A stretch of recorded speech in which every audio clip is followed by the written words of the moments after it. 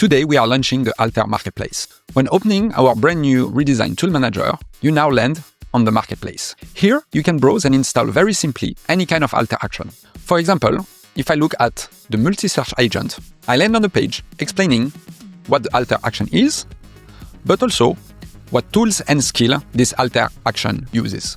Then, just click on Download, and the Altair action is automatically installed on your machine. When launching an Altair action for the first time, you get presented a window asking you to enable the associated skills or MCP. If you haven't installed the required MCP, you can just paste your API key or ignore it. And this way, in one click, the Altair action is ready to go. Any Altair action downloaded from the Marketplace can be found in your Altair editor under the user section. It means that you can modify them based on your preferences or if you want to add additional tools. Here, I'm going to add the Firecrawl tools. Finally, the Marketplace is open to everyone.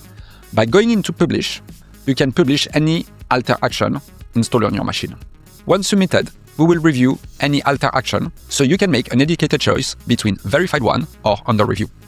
We really hope that with the Altair Marketplace, you will discover new use case for Altair and have a great experience. We can't wait to see what you're going to publish there. See you next week.